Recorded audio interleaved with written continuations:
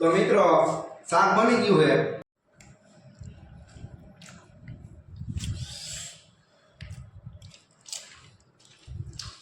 હા હા હા એક નંબર શાક બન્યો ભાઈ, એક નંબર, કાંઈ ન ઘટે।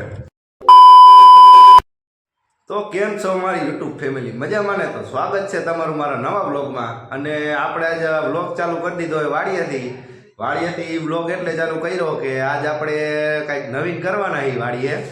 અને હું આ રૂમમાં બેઠો હતો, આરામ કરતો હતો, કેમ કે હું કનોડા ગયો હતો એટલે થાકી ગયો હતો, થોડુંક મારે કામ હતું એટલે કનોડાથી ડાયરેક્ટ આવ્યો તો મારા ભાઈનો ફોન આવ્યો હતો।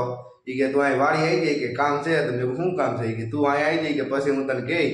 ભાઈ કાંઈ વાંધો નહીં। તો હું આ વાડી આવી ગયો હતો અને વાડી આવીને જોયું તો ઈવડાઈ થઈને એવા સીણા ફોલતા હતા।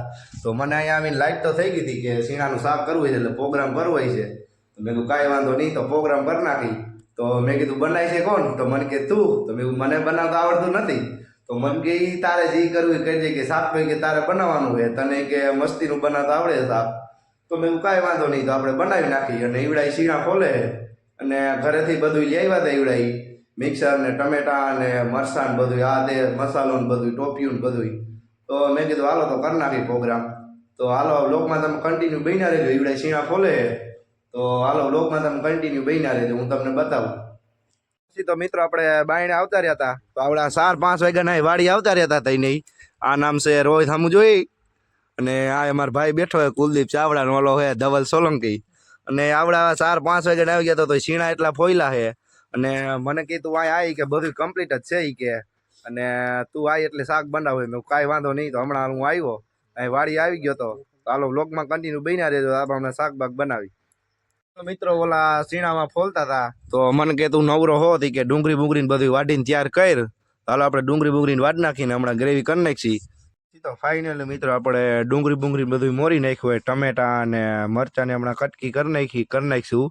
અને આમાં છે લીલું લસણ, તો હમણાં આપણે ગ્રેવી કરી નાખીશું અને પછી ટોપિયું ચૂલે મૂકીશું અને વઘાર કરીશું। તો હાલો તમે વ્લોગમાં જોતા રહેજો।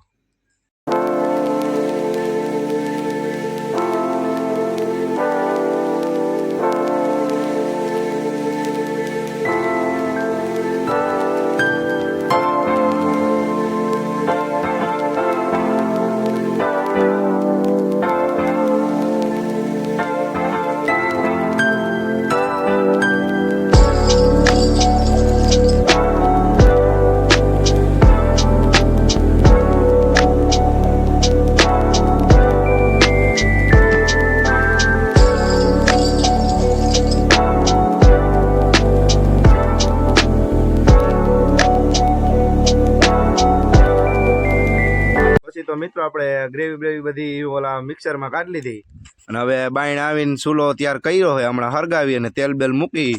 હાલો તમે વ્લોગ જોતા રહેજો અને આપણે ચણાનું શાક એક નંબર બનાવશું, ખાવાની મજા આવી જાય। તો હાલો તમને હું બતાવું બનાવીને, તો વ્લોગમાં કન્ટિન્યુ બન્યા રહેજો। પછી તો મિત્રો આપણે ચૂલો હરગાવી નાખ્યો અને ટોપી મૂકી દીધી ચૂલા માથે અને હમણાં વઘાર કરી। તો હાલો તમે જોતા રહેજો। હવે મિત્રો આપણે તેલ નાખી દીધું, આમાં થોડુંક રાખ દેજે।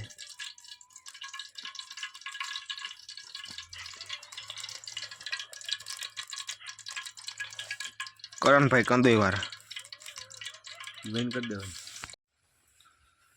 પછી તો મિત્રો તેલ આવી ગયું હતું અને આપણે જીરું નાખી દીધું। જીરું નાખીને પછી આપણે આખો મસાલો નાખી દઈએ। હવે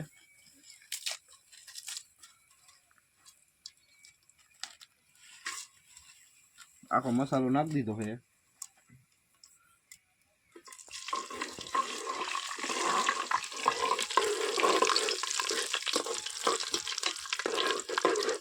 મસાલો નાખી દીધો બધો અને પછી આપણે નાખી દીધી ડુંગળીની ગ્રેવી આપણે કરી હતી એ।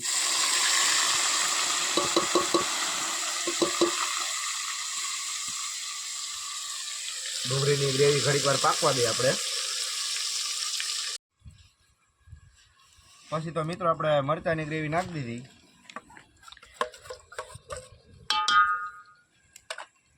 મરચાંની ગ્રેવી નાખીને પછી ટમેટાની ગ્રેવી નાખી દીધી આપણે।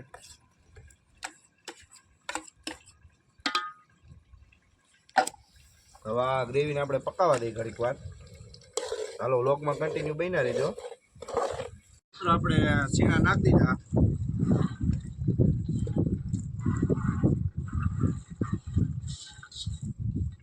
મિત્રો તમે એમ કહેતા નહીં સીણા અગાઉ કા નાખી દીધા, સીણા રંધાઈ જાય ને થોડા ઘણા એટલે આપણે નાખી દીધા છે. એટલે છેલ્લે છે ને આપણે મસાલો નાખી ચટણી એટલે રંધાઈ જાય અને પછી આપણે નાખી દીધું આવડું આ શું કે મને ખબર નથી લીલી ડુંગળીનું કટિંગ નાખી દીધું છે. પછી તો મિત્રો આપણે આમાં ચટણી બટણી બધું નાખી દઈએ. અહીંયા હાલો બતાવો કેમેરામેન.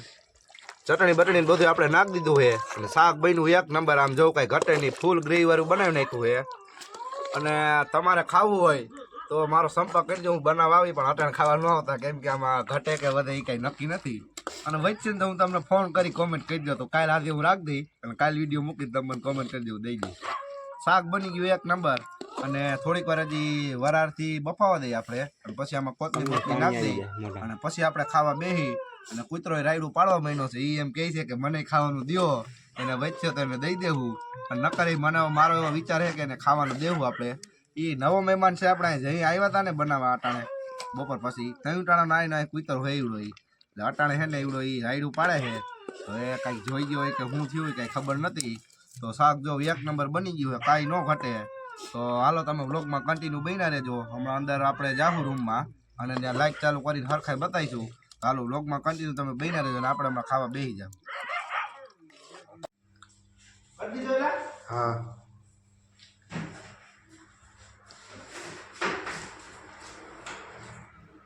તો મિત્રો શાક બની ગયું છે અને શાક એક નંબર બન્યું છે. હાલો હમણાં હું તમને બતાવવા નીચે રાખ દઉં.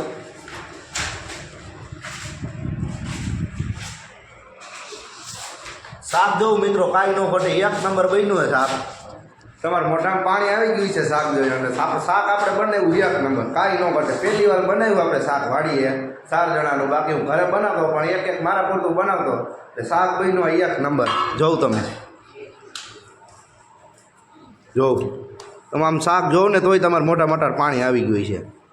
એક નંબર શાક બન્યું, કાંઈ ન ઘટે. તો હાલો હવે આપણે જમવા બેસી જાય. તો વ્લોગમાં કન્ટિન્યુ બન્યા જો. તો મિત્રો આપણે બધાને થાળીઓમાં પીરસી દીધું છે અને શાક બન્યું એક નંબર, કાંઈ ન ઘટે. અને રોટલા બોટલા આવી ગયા ઘરેથી. આ લાલો લેવા ગયો હતો અને વાટકી લઈ આવ્યો એટલે આને ભાઈ ખાવાની મજા આવે. અને શાક બન્યું એક નંબર, કાંઈ ન ઘટે. તો તમારે ખાવું હોય તો મને ફોન કરી દે, હું બનાવી જાય. નવરો હોય તો નકર બનાવવા નહીં આવી. ચાલો આપણે ખાવા બેસી જઈએ. બેસી તો ક્યાંય પણ ખાવાનું ચાલુ કરી દઈએ.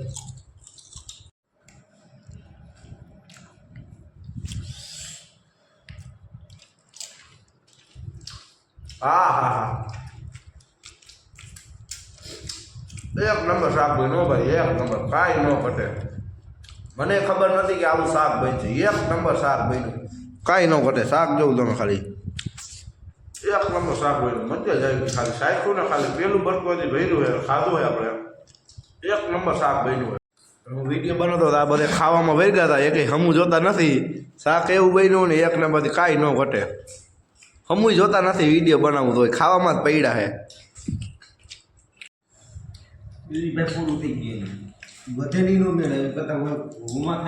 ફાઇનલી મિત્રો આપણે બધાય ખાઈ લીધું છે અને શાક બન્યું તો એક નંબર. બધાય ખાઈ લીધું હોય, મજા આવી શાક ખાવાની. રોટલા બોટલા બધા ઘરેથી લઈ આવ્યા હતા સારી વેસારી, બધાય ખાઈ ગયા છીએ આપણે.